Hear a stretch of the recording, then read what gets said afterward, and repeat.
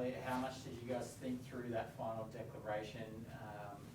Was it a matter of not risking the loss to push for the win? How did you strike that balance?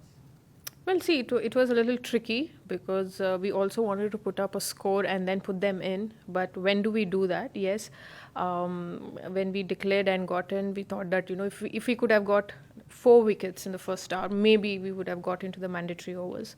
But getting 8 wickets in the last 15 overs is a bit stretch. But overall, I think it was an experience for all the girls playing this test format, and the players are going to play this format in the future, for them to sort of get an experience how long a format is actually played. Your thoughts on Elise Perry's batting? I think she's once out for the last 1,000 test balls she's faced. You guys couldn't quite get through her. Well, see, she played a role that her team required at that point of time, losing wickets. On the other end, it was required someone holds one end of the wicket. So I think she played that role, and we did know that she was playing that role. So it was important for us to get wickets from the other end. Mithali, has it crossed your mind that this could have been your last game on Australian soil? I saw a couple of your teammates posing for pictures with you as well.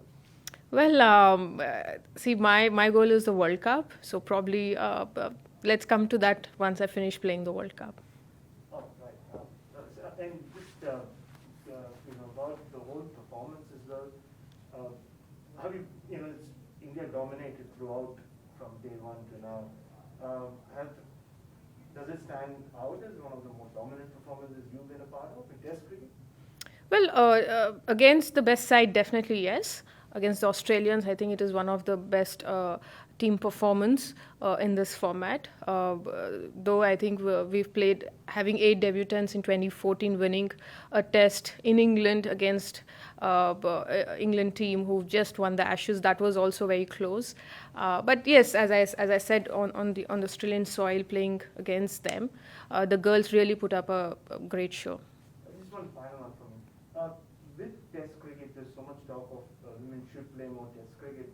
Do you have to find the right balance between focusing on the series and the points involved, and providing that excitement to Test cricket so that there's more? See, my personal view is that if there is a 3 format bilateral series, should be a regular thing, so that the players also get the needed experience and exposure, and just not one-off test match in a year, because it also opens up experience for players who specifically want to play one particular format as well, and generally speaking, also all women cricketers would love to play Test cricket. It is the oldest format and quite respected format. In terms of the rest of the series, you guys now have to win all 3 T20 matches to win the series. What do you think of your chances are of that? Well, going into the T20 format from where we started in the one-dayers and carrying the momentum into the Test format, I clearly think that we do have a chance to win the T20 series. Mullen, do you want to cross to your guys with the hands up? Yes, Ajit Kumar, Anuj Mishra, and then Momesh. Hello, Mithali, Ajit Kumar here. Congratulations on a great performance. Thank you. Team for 2 tests in a row. So looking back at these 2 test matches, both played in the same year, which is not very usual, in England and in Australia. The Indian girls have performed really well. So at the top of your head, which are the biggest positives for you from these 2 test matches in England and now in Australia? Well, see, in England, at one point we were almost, we were in a verge of losing, and from there on, the lower order actually put on a great partnership there. Sneha Rana, Tanya Bhatia, Deepti Sharma have played well in England. Coming to the Australian test match, I think Smriti has played well. Her 100 is fabulous, and the way our seamers have bowled well, especially in this test. I think all 3 seamers, Julian, of course, is an experienced seamer, but she's been in very good rhythm. Along with her, the 2 young seamers have really stood up in this test match.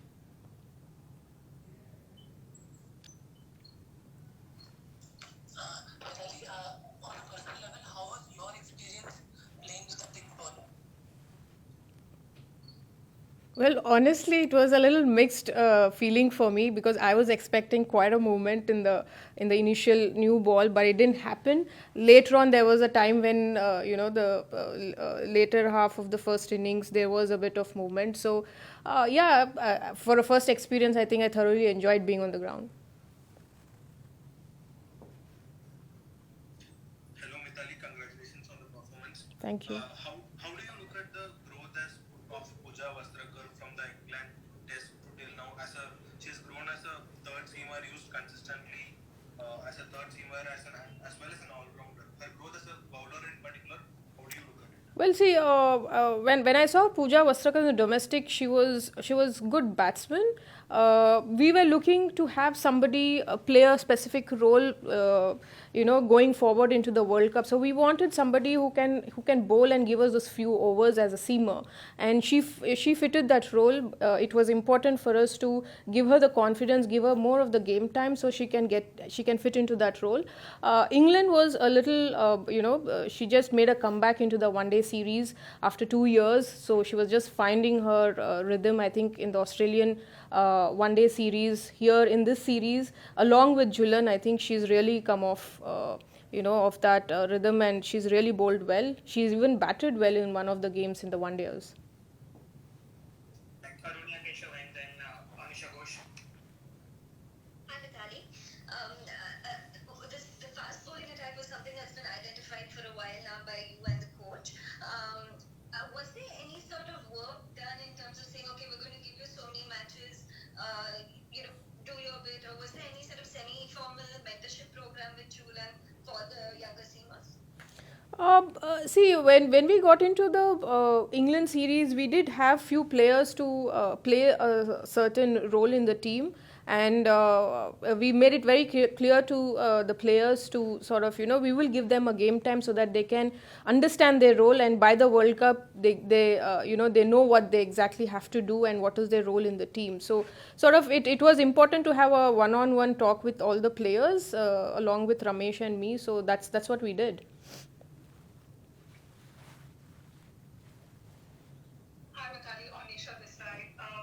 Meg Lanning mentioned a couple of nights ago that there was this last-minute change of call at the toss, I suppose. Could you walk us through that, if possible?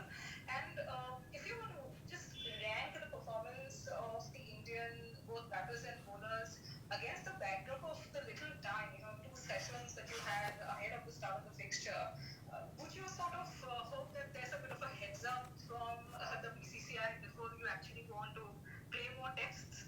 See, Anisha, I didn't get your first question regarding the toss. Yeah, I'll repeat that. So Meg said that there was a last-minute change of call from your part at the toss. So probably, Alisa really in fact mentioned this first on commentary, that you had changed your call at the toss. So could you confirm that and elaborate on that? Okay. Change at the call that I made at the toss. Yes. Well, because the history of me losing the toss, I didn't want it to become a legacy. So that and the way the girls have been pulling my leg for that, so I thought, okay, let me change. But I clearly think I need to take a cue from MS Dhoni regarding how to win a toss. And the second question was. That's a great response, by the way. The second question was, given there was so little, practice with the pink ball you all had in, Australia, you had nothing in Bengaluru. How would you rate the performances of the batters and bowlers, and would you sort of hope that there is a bit of a heads up from the board before such fixtures are scheduled, especially with the pink ball? Well, Anisha, in the current times, the fixtures, there are so many series and the matches, the fixtures have been very flexible, and so are the players, because we understand in what scenario that we are playing the series. In fact, we should be thankful to BCCI and Cricket Australia for getting us the series for the players before the World Cup. And yes, the fixtures changed. It has a lot to do with the quarantine time that we've spent, and yet we got to play we get to play all 3 formats. So I think these things do happen, and as players we are also flexible to sort of tune our mindset. Yes, it would have been nice if we had a couple of days more with the pink ball. But again, just having one session and the way the girls have responded at the ground, I think with so many players playing different formats, leagues, I think they understand how quickly they can change the mindset and fit into the format.